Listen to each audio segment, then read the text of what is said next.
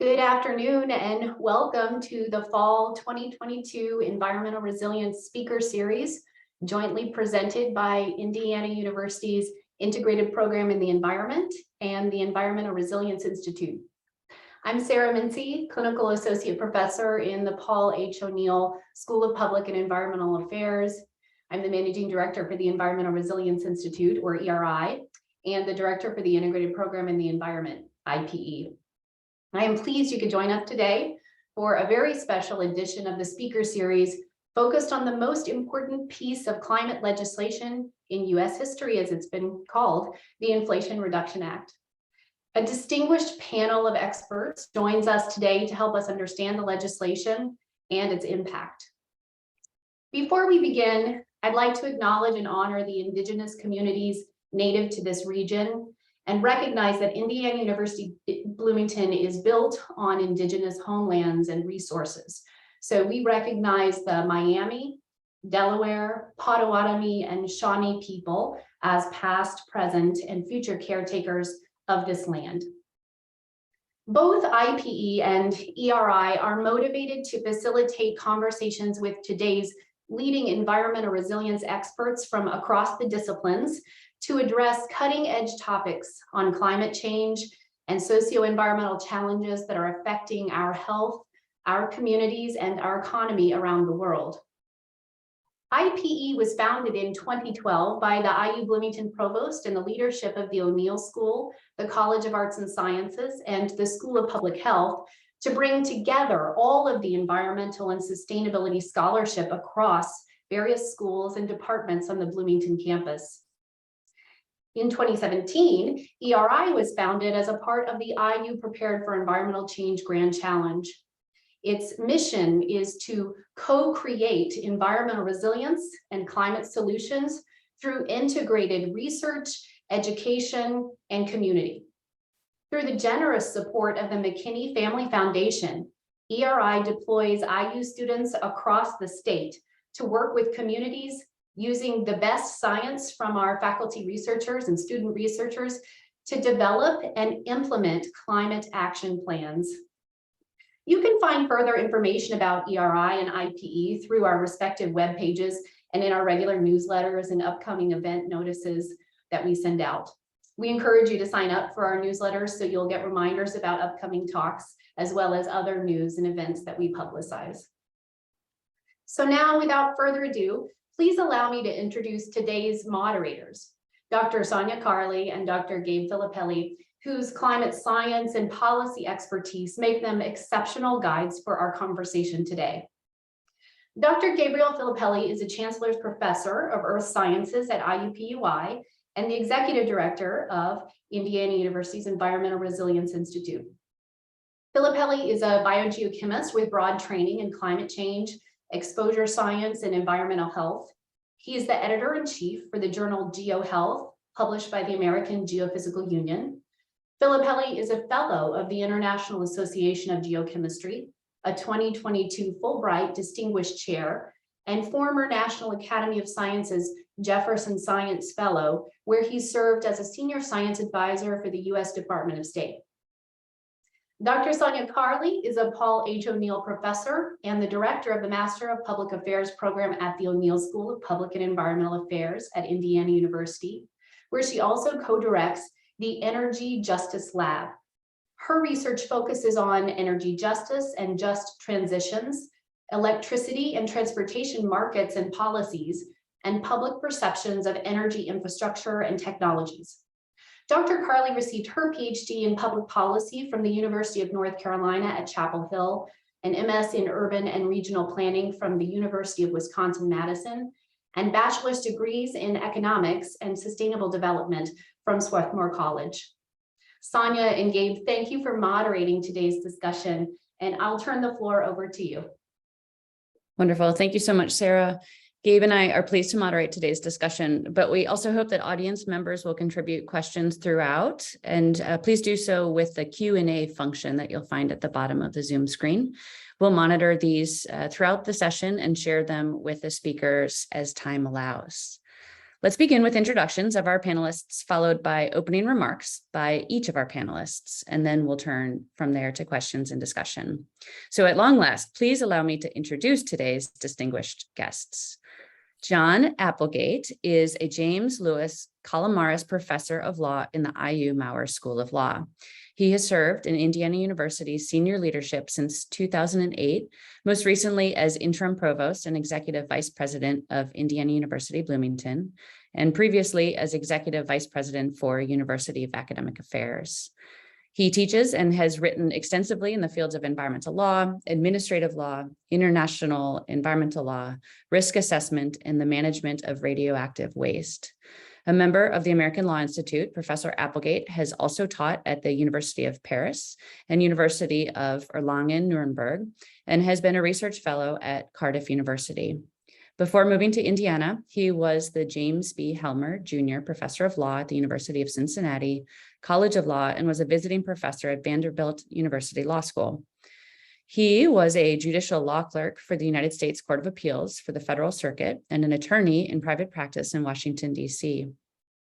He served as a board member of the National Academy's Nuclear and Radiation Studies Board and has served on several National Academies committees, including most recently chairing the study committee on supplemental treatment of low-activity waste at the Hanford Nuclear Reservation. He was named a National Associate of NASEM in 2020.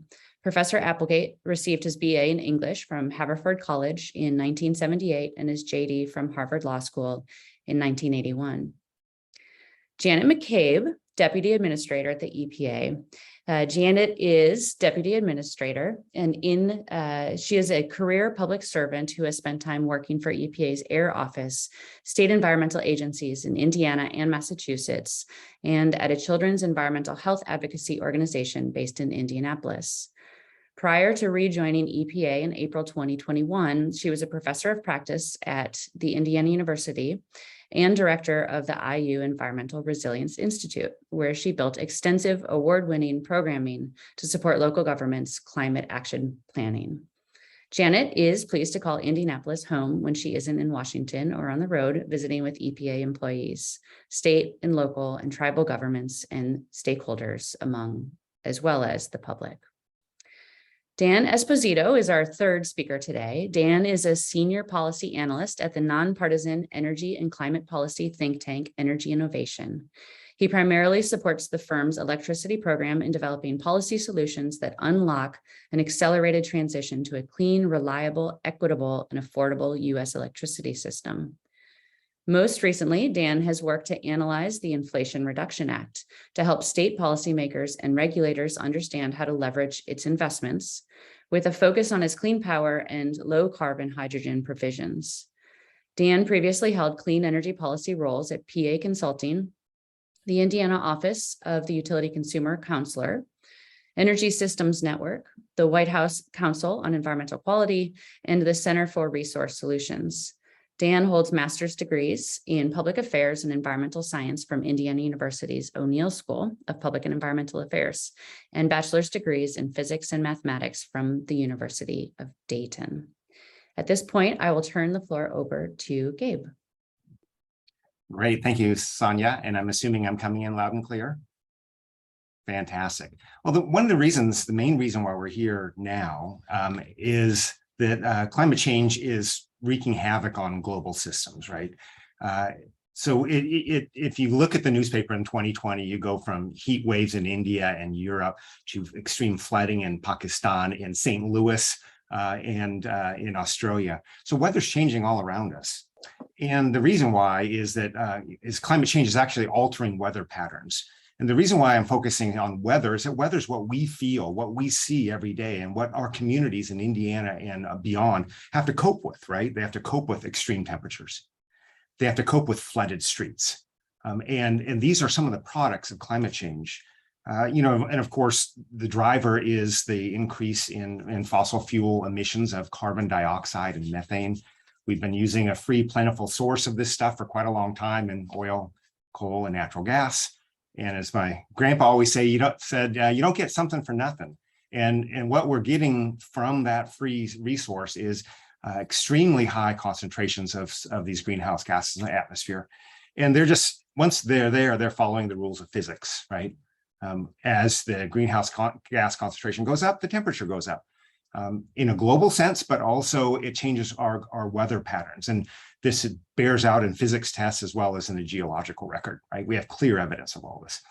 And so what is our particular challenge? And what do we do about it? So some of the challenges that we face here in Indiana and actually around the country are a slightly unexpected scientific product of climate change, which is persistently stalled high pressure zones and low pressure zones. The stalled high pressure zones are causing heat waves and drought. And the stalled low pressure zones are causing extreme precipitation. So you take a whole region's rainfall and dump it into St. Louis, for example, over 12 hours, and you get 11 inches of rainfall, right? And this is how the physics of the atmosphere, that part was sort of predicted, but it was been a little bit surprising to see that really being one of our first very tangible products of climate change that communities are dealing with now. So, how to deal with this, of course, as anyone who's dealt with a leaking bathroom faucet knows, you don't get out the mop first, you turn out the tap first, and then you clean up the mess. Well, in this case with climate change, we're having to do both, right? We're needing to mitigate the amount of carbon dioxide that's going up in the atmosphere, and we're also having to help provide tools and cleanups for communities who are deeply burdened by this. And a lot of these are communities that actually are not very capable of handling a lot of these problems, right? They're low-serving communities. That's basically in the wheelhouse of what ERI does in what they do. But this is also what's made it so exciting to see this historic legislation come up. Is what's it going to do to reduce emissions and provide resources on the ground for communities who need them badly. And so that's why it was so exciting that when Sarah and others brought this up, it was a phenomenal panel, and I'm so happy for the panelists to participate. And with that very brief science, I could go on science on climate change forever. I won't.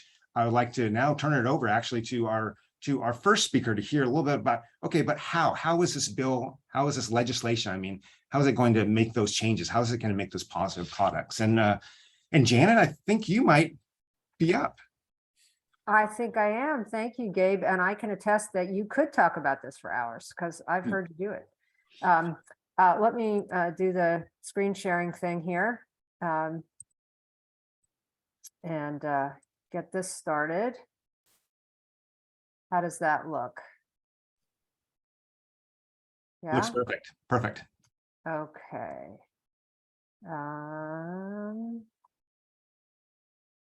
All righty.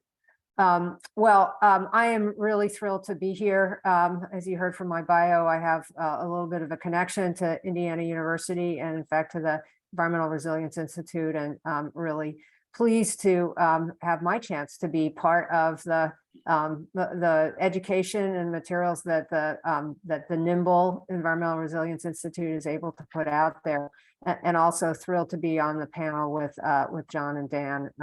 It's just absolutely great. So I was going to talk a little bit about, give a high-level overview of the Inflation Reduction Act. What I don't need to do is convince anybody who's listening to this about the seriousness of climate change. Gabe has already laid that out, and I just don't think that there's very much debate there anymore. But we're daily seeing people suffering here and around the world from the results of these changes that are happening in our atmosphere. So the time has more than come for us to have some tools like the tools that we'll be talking about today to turn off that tap. That's a beautiful metaphor, Gabe. The tap has to be turned off. And that's what this is all about. People have been working for decades to bring legislative tools and solutions to the problem of climate change.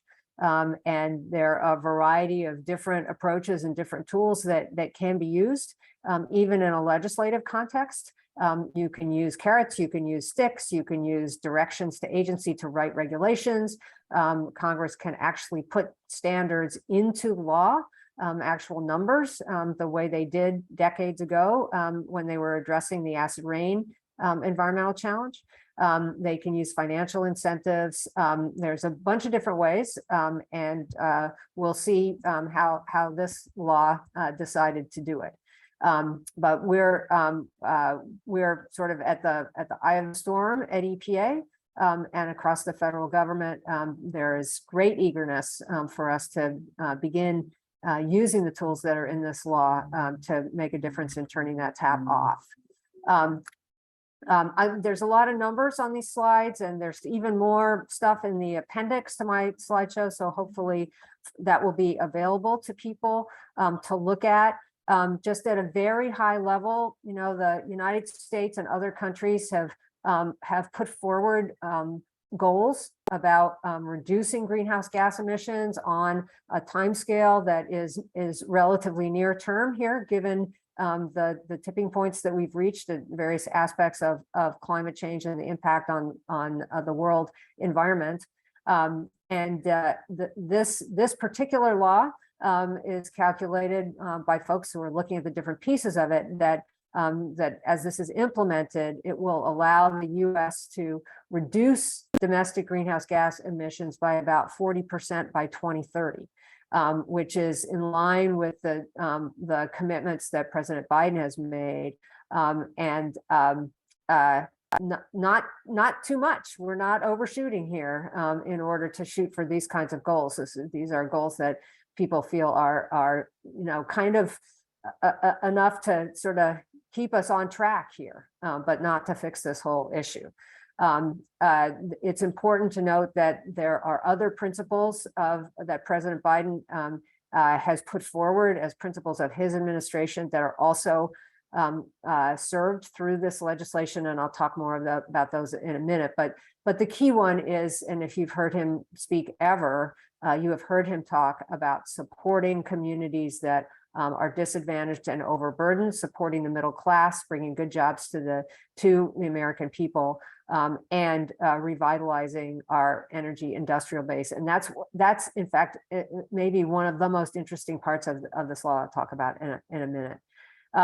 The investments in this bill will lead to significant emissions reductions, and it's as you'll hear from other speakers, it is using financial investments and incentives as the key driver of turning the country legitimately and more completely to a clean energy future, to energy efficiency, renewable energy, and away from fossil fuels. And also helping to support some of the other things that we'll need to do to help mop up that puddle that's been created by the dripping tap. As I said, EPA is front and center in the bill with a lot of work to deliver. This says the agency received $41.5 billion. That's a huge amount. And two things I want to say about that. First of all, it's not our money. It's your money. It's the taxpayers' money. And it comes through EPA to go out into the country to support clean energy, the clean energy transformation, transition to zero emitting vehicles, all the things that are going to happen as a result of this law.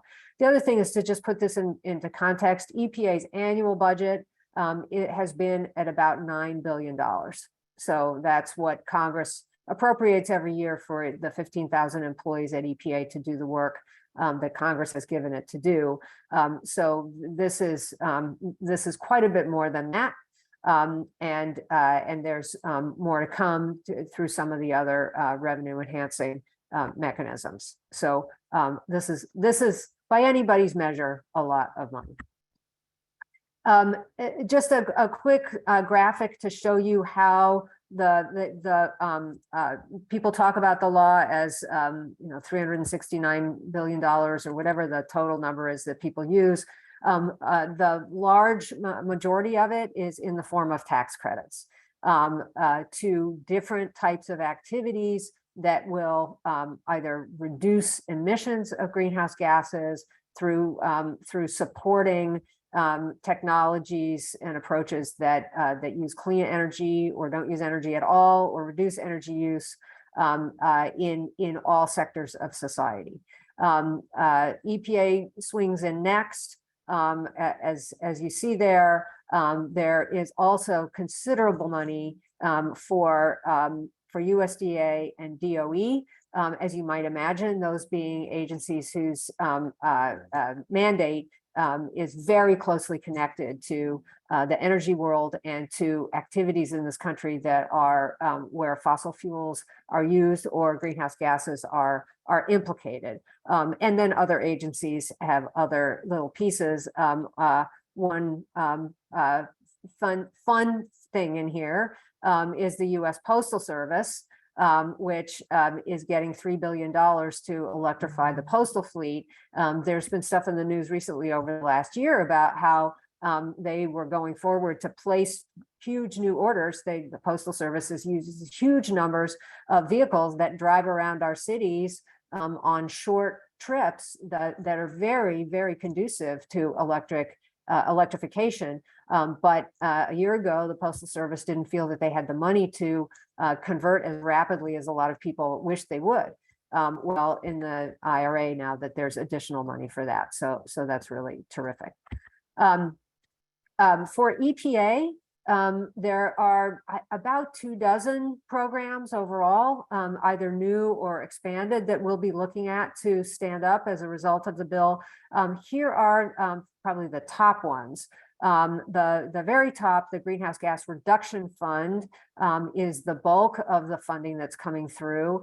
Some people are referring to this as a green bank. The program that EPA will run will not actually be a green bank, but we may fund existing green banks or help create new green banks in parts of the country that aren't currently, don't have access to that sort of thing. These are institutions that help capitalize clean energy projects that might not otherwise be able to get funding. So think, for example, of installing solar panels comprehensively in low-income neighborhoods in a city. Where's the financing for that going to come? It's going to come from an organization like a local green bank or economic development organization like that. So Congress has said, yes, we need to jumpstart those types of institutions, which end up being self-sustaining because it's a loan, it comes back on some level through the costs that are saved through the clean energy and energy efficiency projects. So we will be doing that. We're getting billions of dollars to provide grants to entities across the country. Oftentimes those will be state, local, and tribal governments to work on greenhouse gas emissions reductions. There's $3 million focused on grants to environmental justice neighborhoods and organizations, community-based organizations, to do things that are climate related.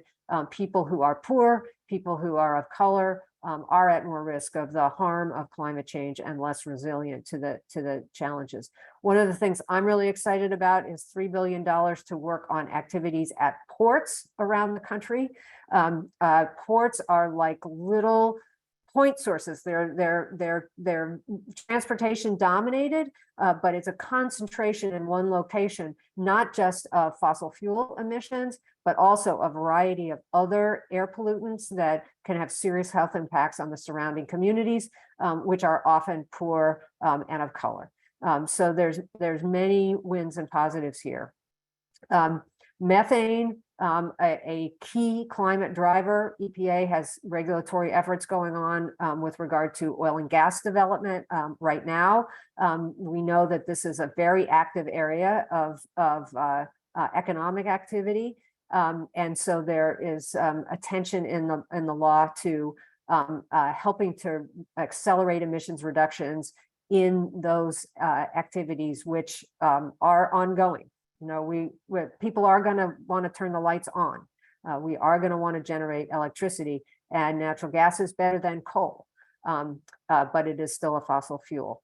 And then very exciting additional significant money to help the heavy duty vehicle sector transition to clean energy. This is an area where we're setting aggressive standards, as we do at EPA, can go hand in hand with economic support to make sure that transition happens sooner. I'm going to speed it up here because I know I'm talking too long. I did want to make sure that people know that the funds through the IRA are coming on top of the almost $60 billion that EPA is responsible for under the bipartisan infrastructure law, the bulk of that money is going to help the nation's wastewater, drinking water, and stormwater infrastructure, including removing lead service lines, of which there are millions and millions across the country, posing risks to families and especially children from lead in their drinking water. So you'll have this chart and you can just kind of see how this compares. They're complementary, I would say. But together they make a huge package of investment in the nation's infrastructure, and in implementing the infrastructure bill, we also can do it in a way that will reduce greenhouse gas emissions and build resilience in the country. I mentioned guiding principles at the beginning from President Obama, President Biden. And here are some of the key ones that we are following as we do our work at EPA. There are others, including things that I mentioned before, making sure that there are strong expectations around labor standards, that we are maximizing build in America with American-made products and those sorts of things. But we're working across our agency to make sure that we're doing this as efficiently as possible, that we're prioritizing environmental justice at every turn, that we're looking for the opportunities to achieve public health benefits as well as climate benefits. Not that the two are separate, but there are additional public health benefits that can be achieved. The last point I'll make there is that this is a lot of money. And the American taxpayer expects that money to be spent on the things that Congress designated it for, not on other things. So part of our work is to build in and then implement a very proactive, aggressive, and comprehensive financial integrity system to make sure that the money is going where it's intended. So I think that's it for me by way of introduction, and I'll hand it off to the next person. Wonderful. Thank you so much, Janet. Next, we have Dan Esposito. Thank you, Sanya, and thanks, Janet, for setting this up so well and giving such a great overview, and for the work that you do every day and leading such an essential agency. It's a real pleasure to be on the panel today and to be able to spend a little bit of time talking more about, what do modeling groups see occurring as a result of all of these different incentives and programs in the IRA? So I will share my screen here.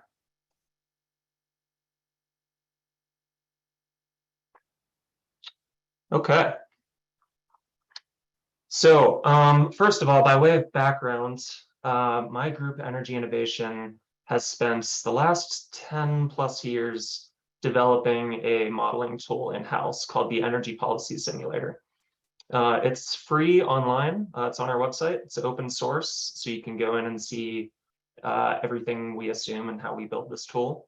And it's peer-reviewed, and it uses all publicly available data. So all of this is meant to help federal and state and legislators and legislators from other countries help evaluate which policies are best at reducing greenhouse gas emissions on the time scale that's necessary.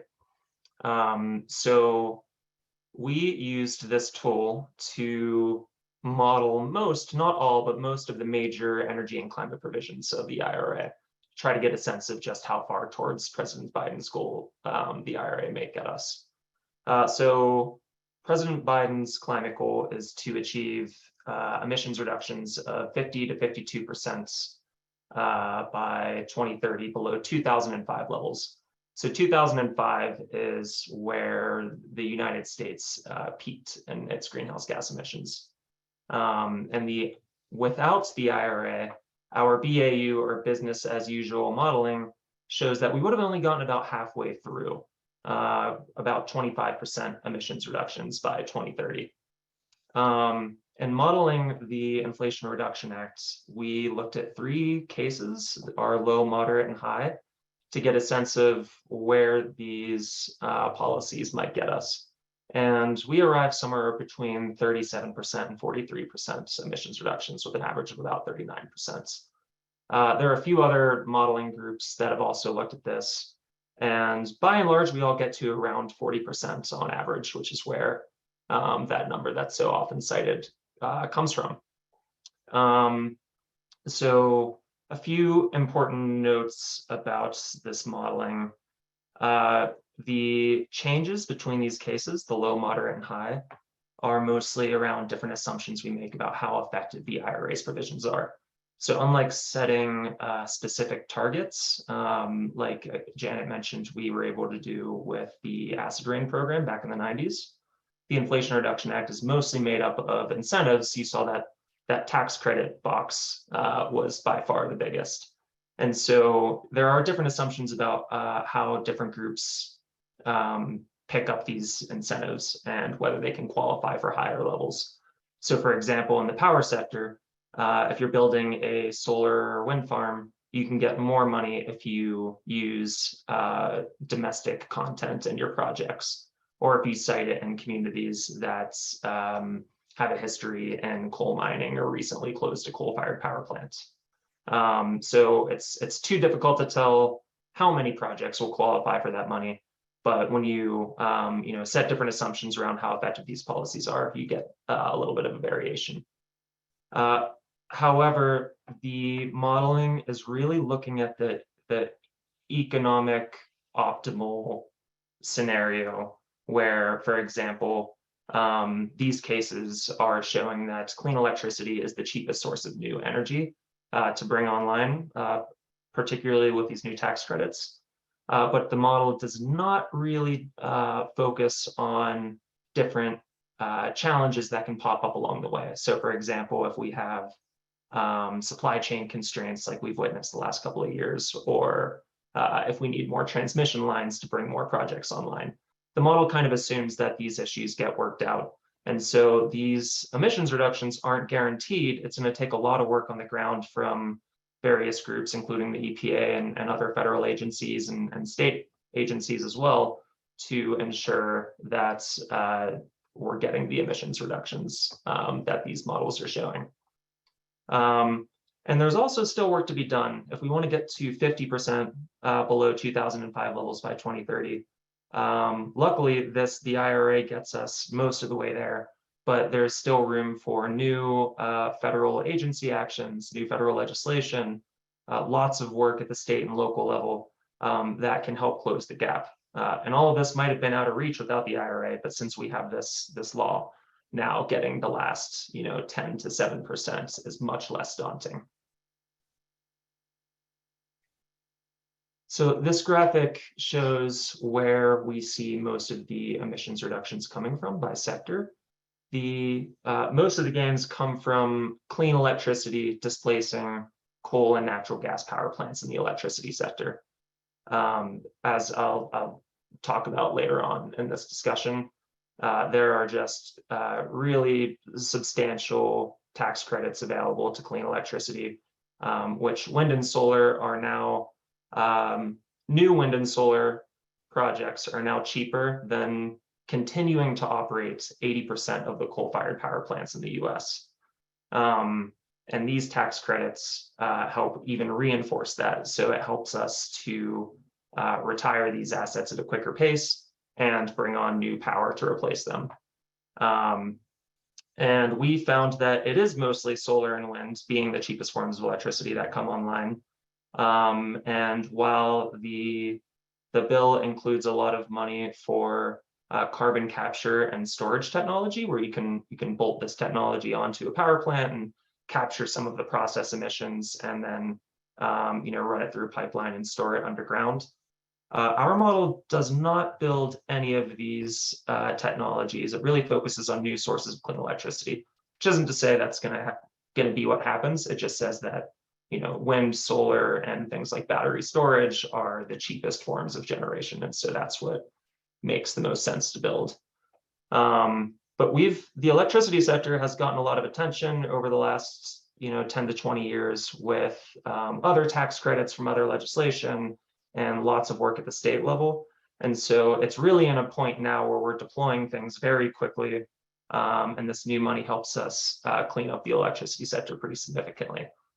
The other sectors, note for instance, buildings and transportation, this graphic might suggest that the IRA does very little for these sectors, but that's not actually true. It has a lot of money to help get electric vehicle sales up, to get new efficient electric technologies in buildings, but these sectors are a little bit further behind. And so what's happening is we're starting to get the sales of these new products up, but there's a huge existing stock of buildings and vehicles on the road today. And even though we're not seeing a huge amount of emissions reductions through 2030, in the following 2 decades, once the sales start to overtake those of gasoline vehicles and gasoline vehicles start coming offline, then the emissions reductions will be much greater in the following decades. So it's more of a down payment for those sectors rather than an indication that the IRA is not doing much. And then finally, I wanted to touch on some of the other benefits. Obviously, we're very focused on the greenhouse gas emissions reductions from the bill for its climate impacts.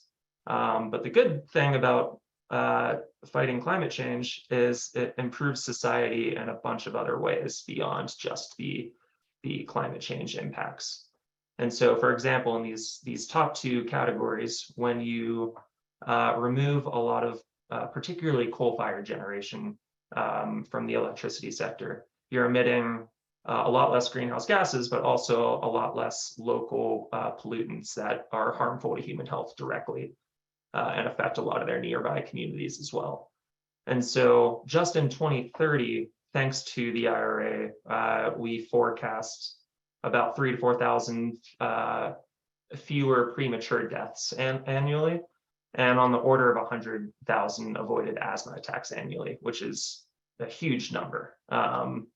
We also, since we're building so much clean electricity and new domestic manufacturing to support new solar panels and wind turbines, but also electric vehicles and building appliances, we're seeing over 1 million new jobs by 2030 and an increase in GDP. And then lastly, assuming we don't run into major constraints, again, such as the transmission grid and supply chain constraints, we getting to 80% clean electricity by 2030, which is also one of President Biden's goals, is definitely within reach. And that's compared to us only getting to about 50% without the IRA. And because clean electricity is so cheap and fossil fuel prices can be so volatile, as we're seeing now with gasoline and natural gas prices in the US, this is all supposed to save about $80 annually per household by 2030. And so I will be happy to talk about any more of this throughout the panel, and happy to share the report that has much more detail for anybody who's interested, but I am going to turn it over to John. Wonderful. Thank you so much, Dan. John Applegate, you're next. Great, thank you. I'm thrilled to be here as well, and I'm very grateful for the invitation. And as a shameless promotion, I'm looking forward to teaching this very subject next fall. So I'm going to talk about just a couple of very specific points about it, and I really appreciated the overview from 2 perspectives that we just heard. The first one is really, and this is kind of putting on my professor hat, about technique. It is really a tour de force of indirect regulation. In fact, when I first started digging into this, I thought it was some sort of sadistic exam question about the policy options if you were required to reduce greenhouse gas emissions by 40% by 2030, but you couldn't require anyone to actually reduce emissions. Moreover, with your non-prescriptive tools, it had to be mostly money leaving the government, that is supporting individuals, and primarily not fees going to the government. So that's quite a challenge. And I have to say, I think the authors of the bill would have gotten an A from me, because the estimates, as we just heard, are that this will in fact make major reductions in greenhouse gases and get us much closer to Paris targets than certainly business as usual and prior legislation would have. So first of all, on technique, there's a huge range of non-prescriptive tools. Not only tax credits, but some very clever and innovative ways of using tax credits. The idea, for example, that you get more, that Dan was describing, that you get more of a tax credit if you build in certain places, or if you use US equipment or build US capacity. I mean, I give an A+ for that. The idea of using loans, the green bank, in part, is a wonderful way to reuse money. We've found that from other federal programs. Supporting state level activity. There are many areas that I'm familiar with where the federal activity is designed to preempt or discourage action in the states and localities. But climate is an area where states and local governments have been very active in a very positive way. The Environmental Resilience Institute being a wonderful example of that, of course. And that's something that's not only allowed, but encouraged and supporting. The support for, at least implicitly, for the SEC disclosure rules on climate effect, that could be huge. And the Superfund tax, I'll say a little more about that. But again, all of these ways of indirectly regulating, only methane, I believe, gets a direct regulatory squeeze, and even that is using fees rather than setting standards. So why is this important? Why do I even mention it, other than it's just kind of fascinating? The first is, of course, we all know that this was in part a political technique to limit opposition. So it had the negative virtue of not being regulation, which is a critique that for some reason still stings, even though you're trying to save lives and health. It also is a political technique that creates a breadth of support by spreading wealth, both geographically and between individuals and enterprises. But it has other important virtues. First of all, even though this is not the new standards, or the lower levels of emissions aren't written into law, they may have greater longevity because the taste for using federal money is very widespread. And one can imagine even a subsequent administration that was not crazy about fighting climate change would want to use this money. It's also in many ways more certain of implementation. Even the most basic informal rulemaking in agencies has a great deal of uncertainty associated with it. It takes a very long time at best.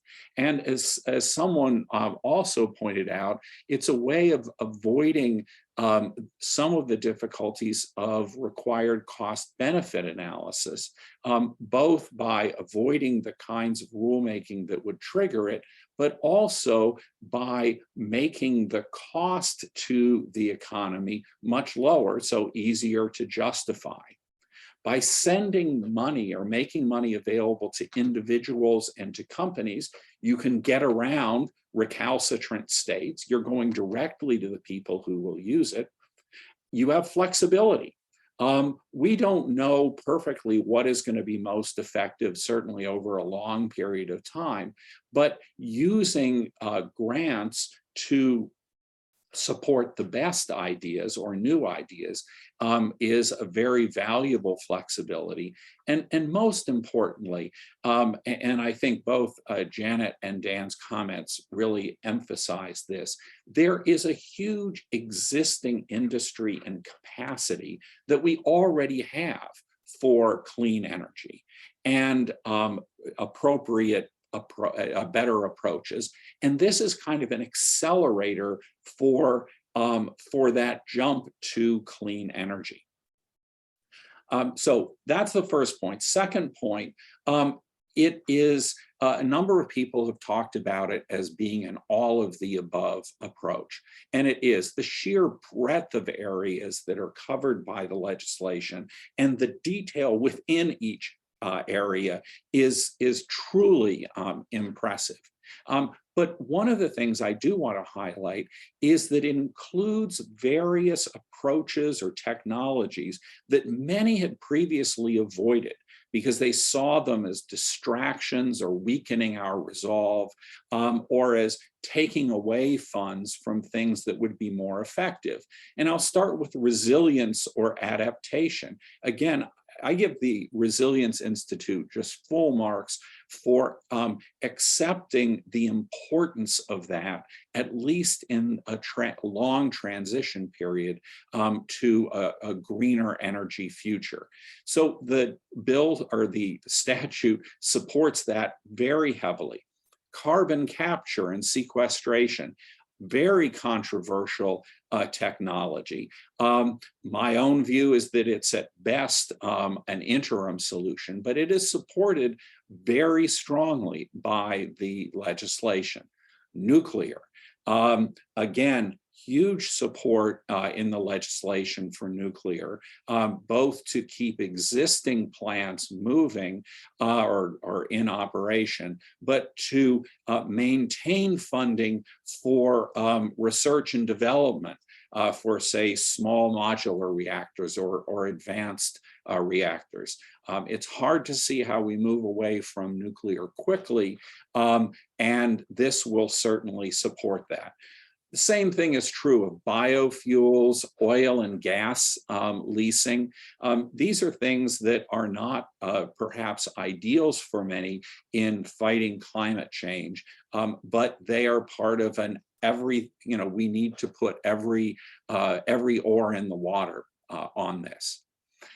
My third point is environmental justice. I don't know, and I probably should, but I don't know if this is the first formal recognition by Congress of the importance of environmental justice. Most of it has come through executive action in the past, but this is an extremely powerful message. The amount of attention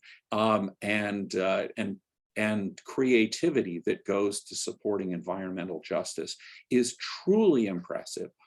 Also, the legislation goes a long way to avoiding some of the issues like causation and specific boundaries and remedy that have repeatedly impeded the search for environmental justice.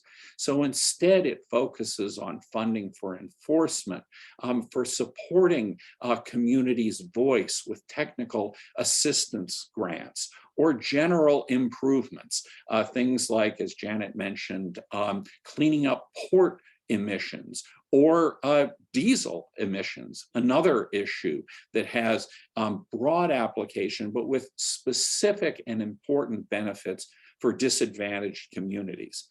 And I think you can also see the support for energy communities. You think West Virginia and the coal mining communities that are really suffering, supporting them and supporting rural communities in the transition to a green energy future. And something we could talk about more, but I think will be incredibly important in implementation, is the intersection with the White House's Justice 40 initiative. Now, there are a lot which says that 40% of public benefits should be going to disadvantaged communities. There are concerns with this approach. Love to talk about them more. I think maybe the main one is the extent to which there's continuing support for fossil fuels with leasing and so on, but also the extent to which it's supporting large scale as opposed to small scale energy sources. And then finally, just a couple of individual kind of singleton things that are I think will prove to be very important, even though they're not part of these large efforts to reduce emissions in the energy, transportation, and other sectors. First is ratifying, if not expressly declaring, that carbon dioxide is a pollutant. There's this sort of catechism that is repeated in many of the sections on tax credits, that pollutants such as carbon dioxide, methane, and so on. As I mentioned, supporting the SEC disclosure rules by directing EPA to standardize that kind of reporting. That's a pretty clear indication, especially for those of us who focused on the emergence of this so-called major questions doctrine in administrative law. The reinstatement of the Superfund tax is a real twofer. CERCLA is currently kind of unfashionable, but it is still absolutely needed. And it is a tax primarily on crude oil. So you get a tax that has an economic impact, and you support a very important program, and EPA generally, as Janet was describing. The encouragement and support for state level activity is truly impressive, and something that's near and dear to my heart, which is support for monitoring for toxic and other pollutants. This has been a real technical difficulty in prosecuting regulation or pursuing regulation in a lot of areas, and this will have, again, a wonderful support for environmental justice communities, very direct, important support, but much more broadly for EPA's regulatory program. So I will draw a breath and let others talk. Thanks. Wonderful. Thank you so much to all three of our presenters for excellent overview and introductory comments, highly informative. I'll remind everybody that there's the Q&A function. Please go ahead and enter your questions there. We've been taking notes on the ones that have come in so far, and we'll try to get to as many of them as we possibly can. Also note that we will provide all of these materials on the website, the ERI website afterward, the recording and any associated materials for those of you interested in accessing them later. So I'll kick us off with the first question, and this one is mostly targeted towards Janet, though of course anybody can jump in with any question.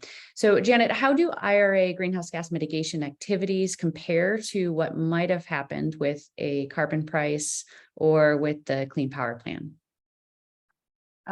Great question, and it's great to see all the questions coming in the Q&A box. And also, I don't know whether John Applegate is considered an easy grader or not. Some of you might know that, but I'd have to agree with him that this one gets pretty high marks. So I'm not going to try to quantitatively compare. I will say that the carbon tax, one of the ways this compares to a carbon tax is that we never got a carbon tax. And I think it goes back to some of the things that John was saying about the kinds of approaches that are just unpalatable and couldn't make their way through Congress, even if they have support sort of in the science and the literature of, yes, this is an effective sort of tool. We never got it. So it never got us a single ton of reduction. And this certainly will.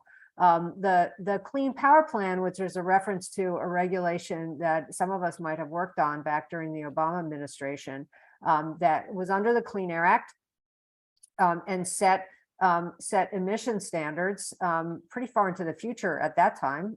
This was in 2014, 2015, for coal-fired power plants. And never went into effect, not for one single day. It was stayed by the Supreme Court, bounced around in the courts, and ultimately was found to not be consistent with the Clean Air Act. It would have required reductions from the coal fleet that have already occurred. And which kind of makes sense actually, because regulation under the Clean Air Act tends to be pushing the envelope some, but mostly following where the cleanest trends in the industry are headed, and trying to make sure that everybody moves along on that kind of a trajectory. So this, I think, I'm interested in my colleagues' estimation, but this will be way more effective in terms of reductions, overall reductions, than the Clean Power Plan would have been. EPA still does have an obligation to regulate emissions from fossil-fired power plants. We're working on that program right now.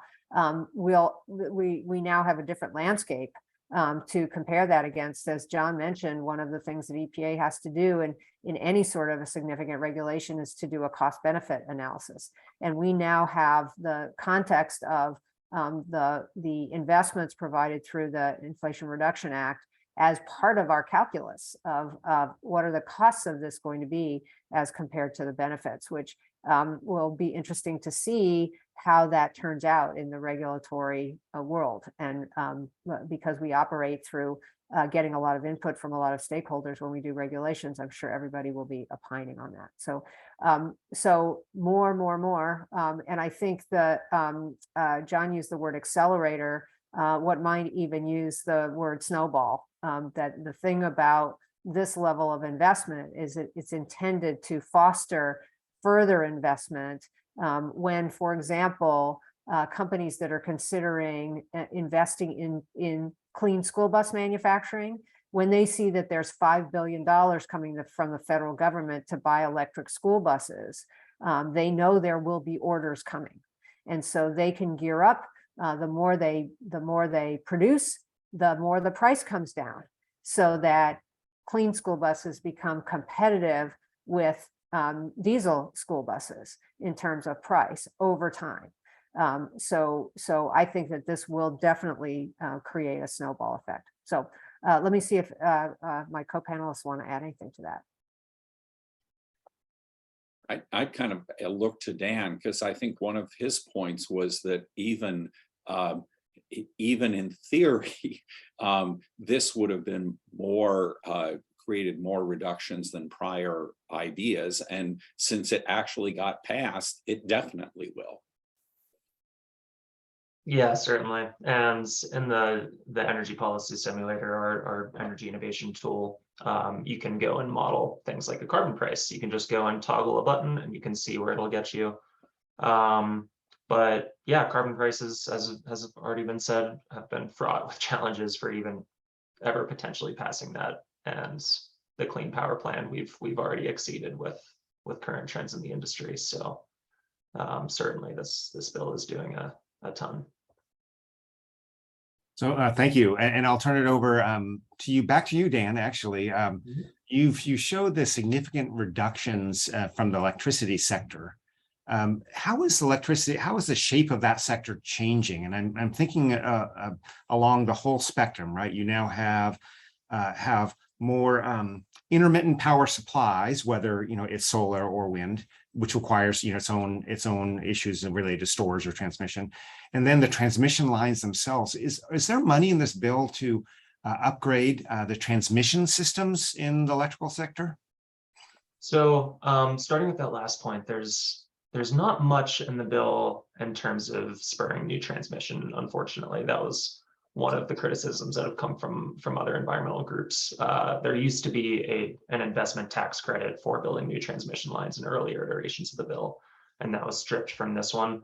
However, in the bipartisan infrastructure bill that was passed last November, there is a good amount of money and new regulatory authority to build new lines.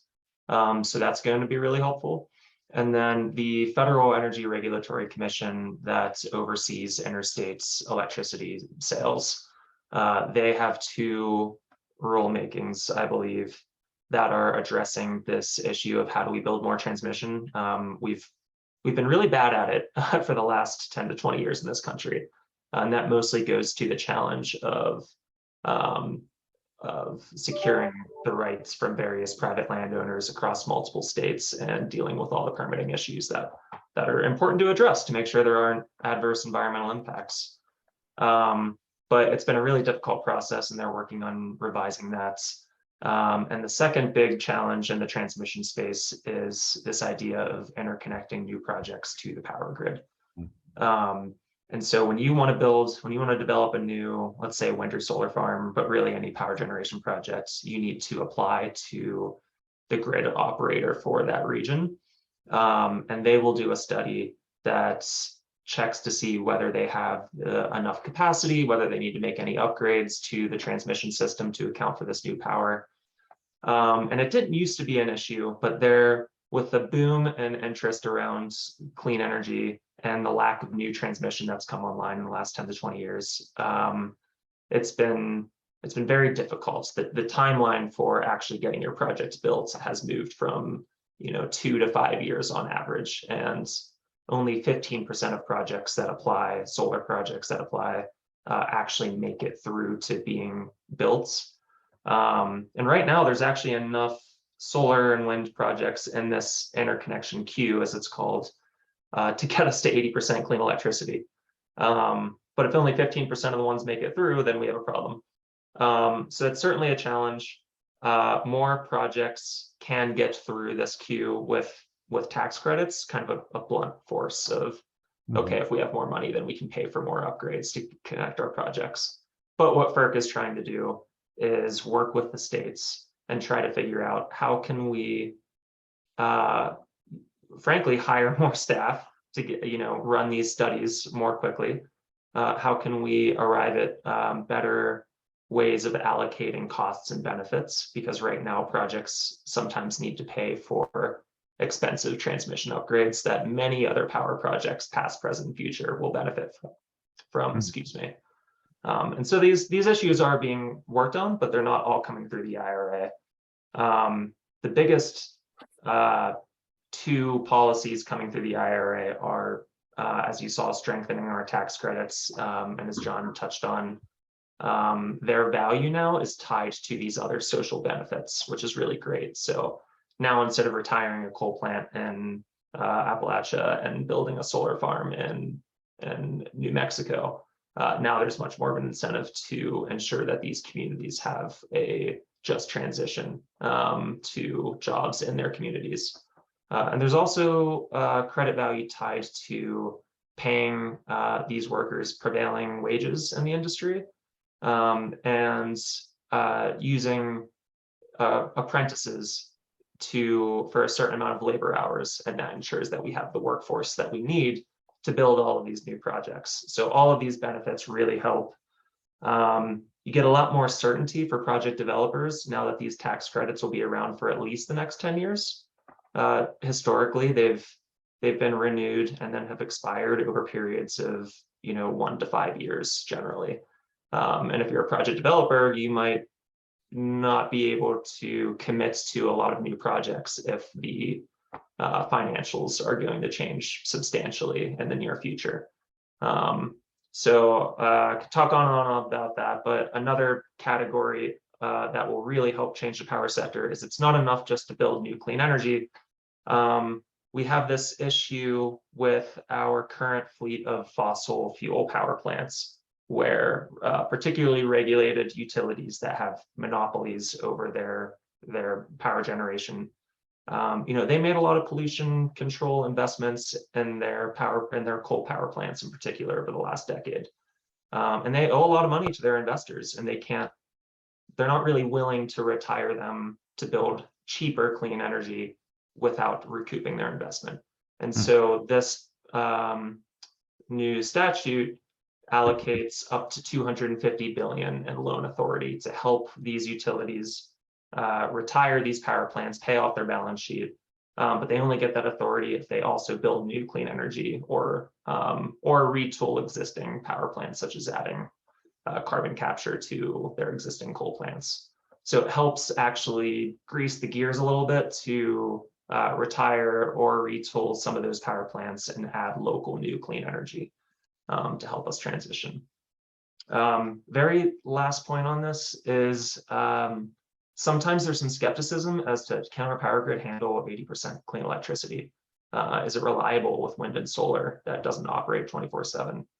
And I'm happy to share more information on this, but I did a meta-analysis of 12 different studies that looked at these questions rigorously and found that yes, we can get to 80% clean electricity by 2030.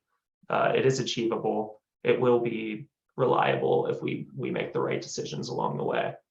So don't want to get into that too much right now, but do want to put those fears to rest that we're not going into this blindly. There's been a lot of work done on this issue.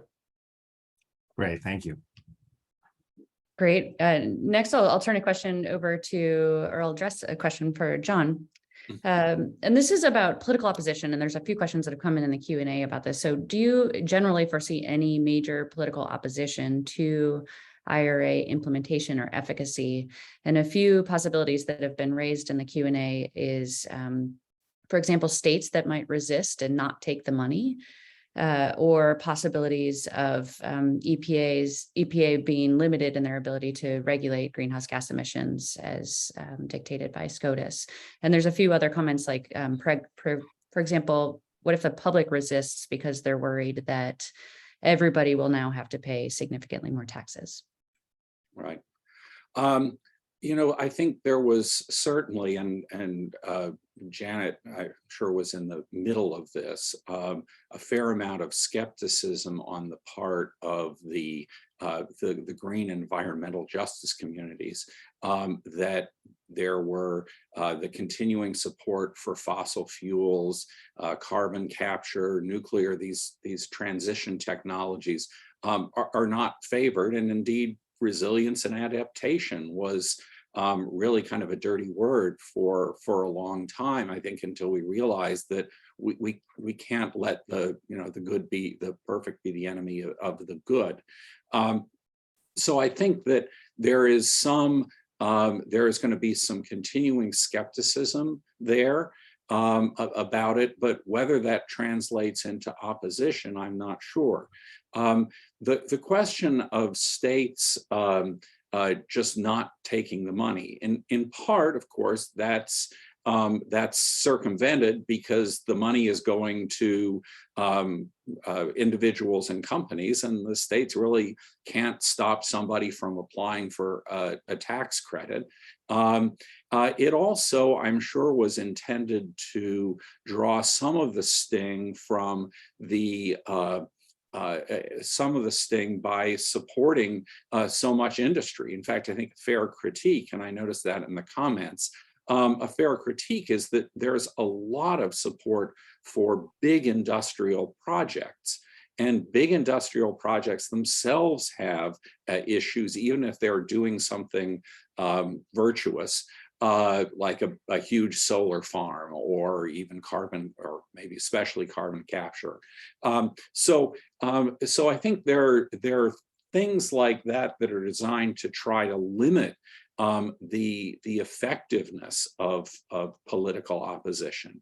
The whole question, the reference to the Supreme Court and this major questions doctrine, I'm second to none in my cynicism about the major questions doctrine, but I think Congress clearly did everything it could in this bill to make it clear that it wants EPA to regulate greenhouse gases and wants the EPA and others really to regulate them aggressively.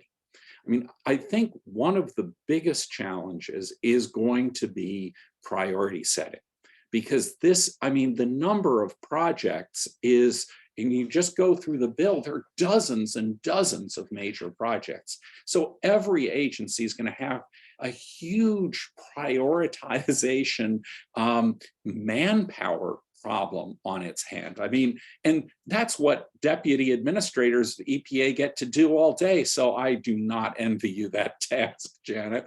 And there also, it's going to some agencies which may or may not be thrilled with this.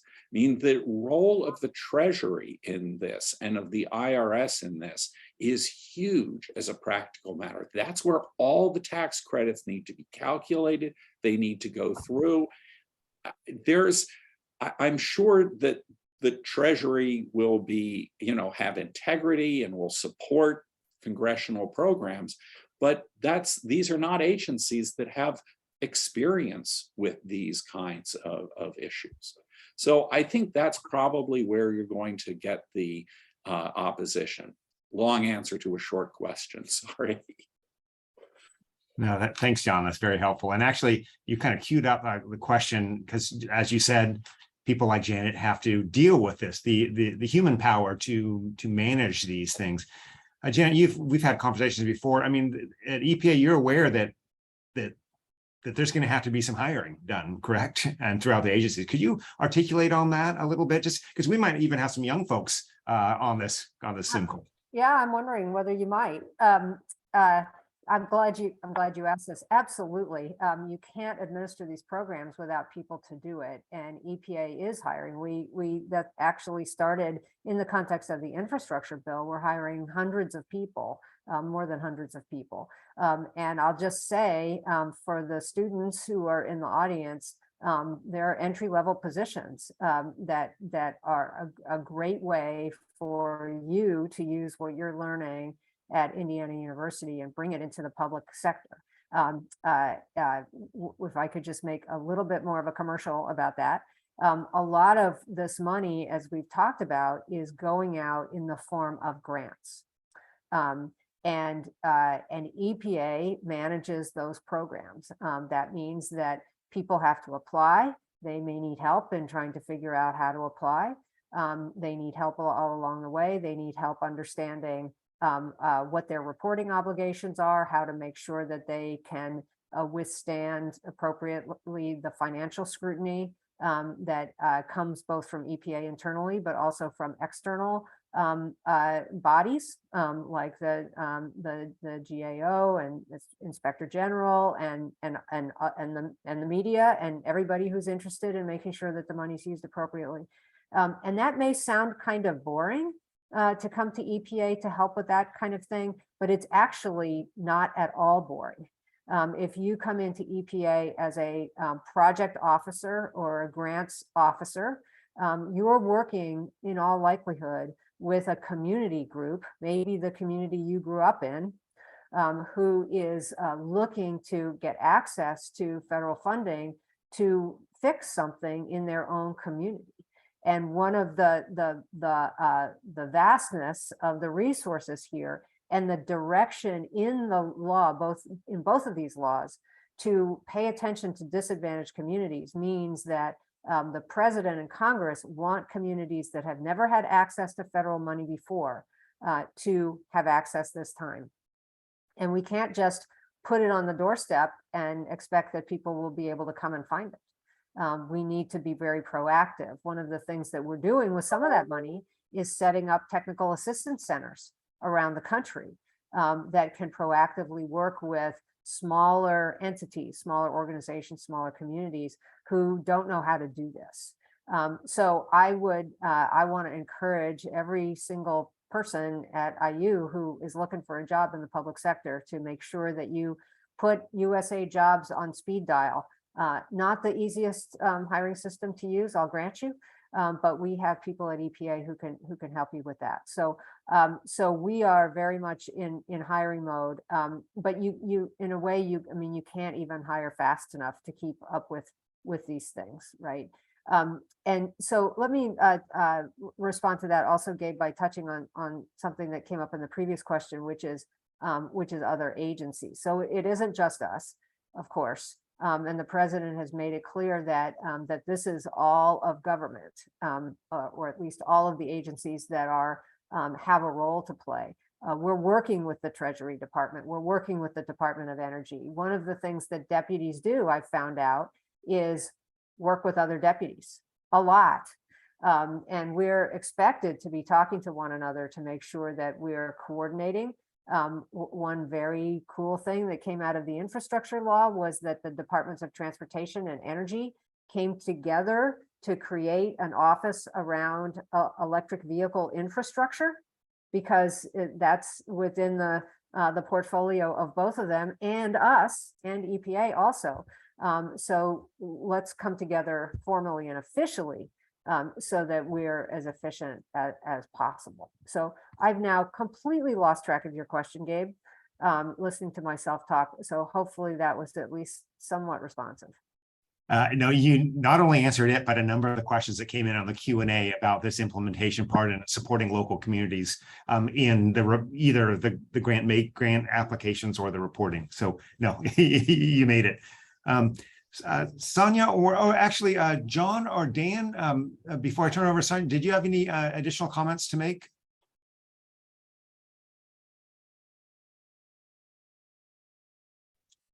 You're on mute. You're muted, but it looks like you're saying no. Yes, I am saying no. Perfect. Well, actually, so Janet, you not only nailed that question and answered more, but you also touched on the question that I wanted to ask next. Very quick question. Just what's the timeline for this? When can state and local governments anticipate more guidance coming forward about the various grant programs, rebates, and so forth? And how do they prepare themselves to be ready once the calls actually come out? Yeah, great question. And I have to answer this by talking about both the infrastructure law and IRA, because they're both happening in real time, and there are opportunities happening all the time. So for the infrastructure law, from EPA's perspective and other agencies too, there are announcements coming out all the time. And EPA is working very aggressively to get guidance and application guidance and that sort of thing out. On the Inflation Reduction Act, which is just a little bit more than a month old, the timelines in the law are quite ambitious. And as an example, I've been focused a lot on standing up the Greenhouse Gas Reduction Fund. That has a 180-day timeline for us to start making something happen in communities as a result of it. And so we're working right now to tee up ways to gather information from all the interested parties who are out there, which includes existing green banks and other sorts of financial institutions. It includes state and local governments, tribal governments, all kinds of local community groups, environmental justice groups. Tons of people are interested in this. And so we're starting right now to figure out how to get information to us so that we can design this program in real time very quickly, so that, you know, before about the 6-month mark, we're starting to engage people who might be interested in looking for the funds. A lot of the money through the bipartisan infrastructure law, as I said, goes to water infrastructure, drinking wastewater, stormwater, and that goes through state programs, the state revolving fund program, and the states are putting together their plans, and we've already got money going out to a number of states. So there's kind of a rolling opportunities with school buses. We put out a rebate announcement of $500 million earlier this year, and it was way oversubscribed. And we had applications from every single state in the union, as well as the Virgin Islands, Puerto Rico, American Samoa, Guam, the District of Columbia, you know, which kind of goes also to a question brought up before about what if states aren't interested in the money? Well, I guarantee you that school districts are interested in the money. And have come forward to ask for it. So it's hard to answer that question really specifically, because there are just dozens and dozens of programs, but we're setting people to work. One of the things about the IRA law is that a lot of those programs that I showed on my slides are either they fit within programs that we already administer, or they're very adjacent to them, which means that we have already a core group of people who are working with that with the ports constituency, for example. We've been working with ports for years. We need to bring more resources in there to be able to do more and faster. But we've got a start on it, and we've got a starting relationship with the stakeholders who we've worked with before, keeping in mind that a significant part of our mandate from President Biden is to make sure that the groups that have not been at the table before are at the table now.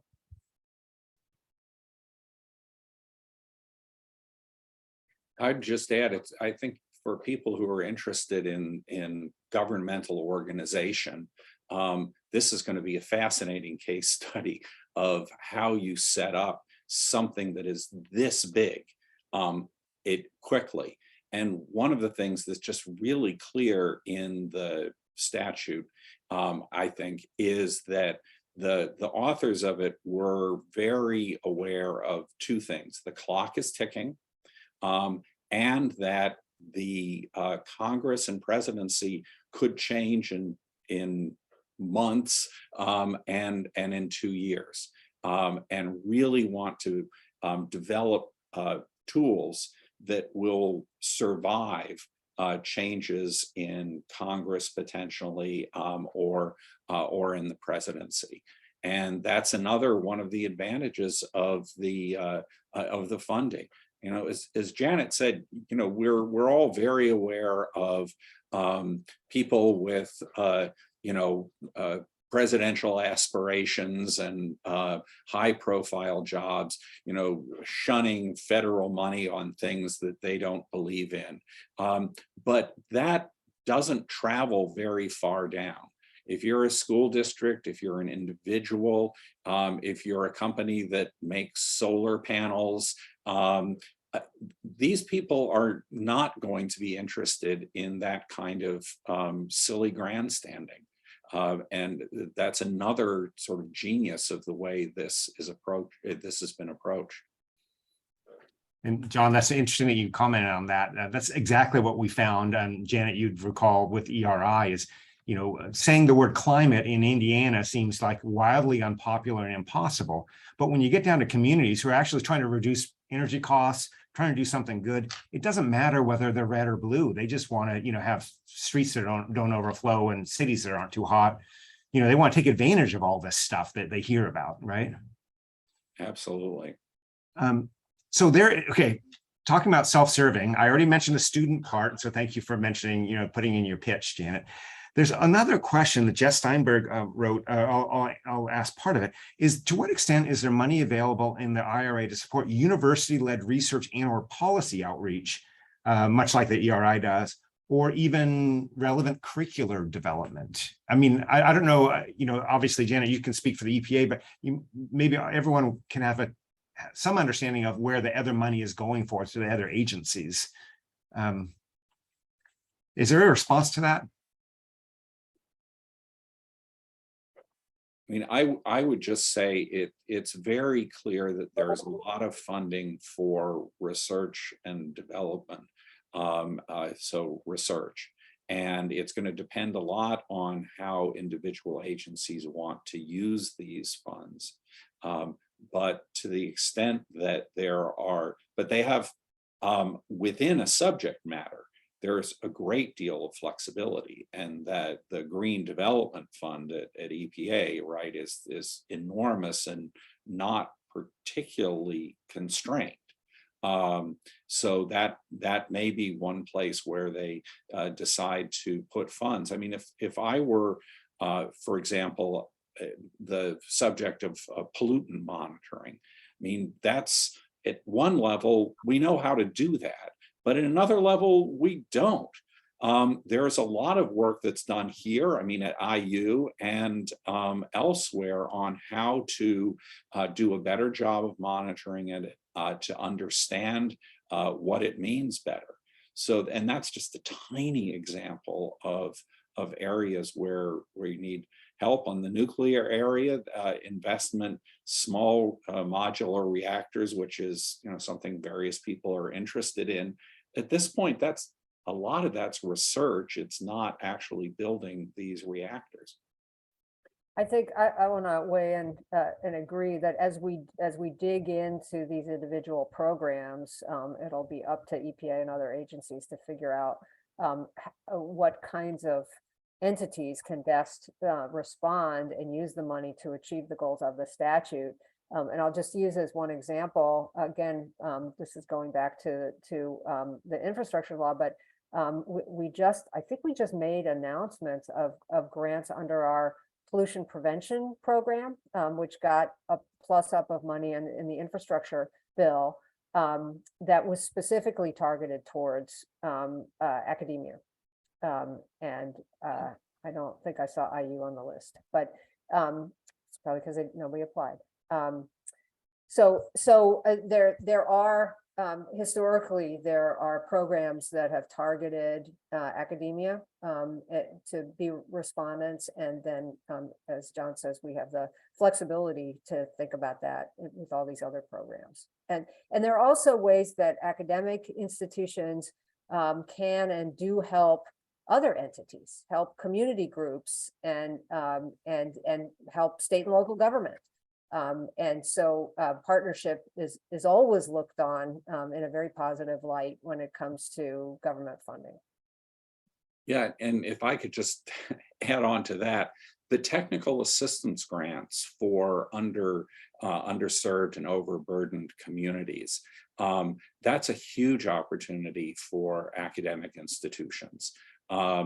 These are communities that really need excellent support and help, and it is a truly it's right in our wheelhouse of supporting those communities. There's a lot of funding there, and I think that the statute defines underserved and overburdened pretty broadly. So ERI, others, but this university covers a wide range of different localities, and so the opportunity to support them in that way, in partnership or as kind of a consultant, those are big opportunities. Let me, if I may, just push on that a little bit more, not on the academic side, but thinking about underserved and marginalized communities. I'm also very cognizant of time, but I would be remiss to not ask this question about traditional environmental justice communities.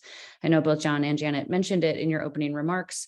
However, there's been a quite significant national dialogue about how substantively the IRA does help and work with traditional environmental justice communities, and particularly the provision with oil and gas leasing. There's major concerns about whether this will just perpetuate some of the extreme disparities that exist within the energy and environmental world. So what are your thoughts on this? How well does IRA do for these communities? Well, I can start, John, or do you want to start? Please. Okay, I'll be quick because I see that the time is ticking away. There's no doubt that there is a lot of debate going on, and that there are things in the law that people are concerned about. There's just no question about it. There is also no question about the fact that the resources being directed exclusively to overburdened and underserved communities is like nothing we've ever seen before. And the commitment from this administration and this president in particular to make sure that resources are going to those communities is like nothing I've ever seen before. John mentioned the Justice 40 initiative. That is a specific directive to all of the executive agencies that 40% of the benefits of these federal investments demonstrably must be going to communities that have not seen these before. The president is also absolutely committed to making sure that we do everything we can to not only not perpetuate injustices, but to correct them. That means we have to be thinking really hard about what does it mean to implement some of the provisions of this law that do focus on oil and gas development and carbon capture and sequestration and some of the technologies that are of concern to people. But I've never seen the kind of commitment with the financial backing that we're seeing now. Now I'll give John a little bit of time too. Yeah, I I think that Janet's description is really quite accurate. Yeah, there's a balance here, and we all know that there were some votes that needed to be obtained to make it real, and that's the nature of legislation. To be a little fancy about it, you know, one of the big difficulties, and Sanya, of course, you know this far better than I do, with environmental justice is sort of the substance. How do you define exactly what it is, especially in a society that has enormous economic inequities in it, right? And that's been a real difficulty for the environmental justice movement, and getting progress on something we all, I think, understand in our guts is a very serious problem. I think that what IRA does is focuses more on the process side of environmental justice and to support voices, so that these communities, which are underserved and disadvantaged in this forum in profound ways that most of us almost don't even get, right? Have the kind of support and voice and expertise at their disposal that they've just never had before. So I think that's really the direction that it takes. And again, I think it's a very smart direction, at least to start. And maybe we will, through that voice and through that expertise, begin to develop a body of understanding, of a better understanding of the substance of what is environmental justice and what can we do to address it. Well, I hate to be the bad guy to close out this tremendous conversation, but I'm going to do that since we said we would end at 1:30. I don't know about you all, but I have pages of notes and the wheels are just turning on all the ways that we can all be a part of this tremendous legislation and its impact. As Gabe and Sanya noted, we will be posting the recording of the webinar and associated slides and documentation on the ERI website, so everyone can look for that next week. Let me close by saying, on behalf of all of us, Janet, John, Dan, thank you so much for your time and energy to be with us today and giving us this full understanding of the significant legislation. And of course, thank you for the work that you do each and every day. Thank you to Gabe and Sanya for your moderation of this excellent conversation. And thanks to everyone who joined us and contributed excellent questions. We appreciate you and your engagement with Indiana University, with the Environmental Resilience Institute and the Integrated Program in the Environment. I wish you all a good day. Have a great weekend. Thanks again. Thank you. My pleasure. Thank you so much.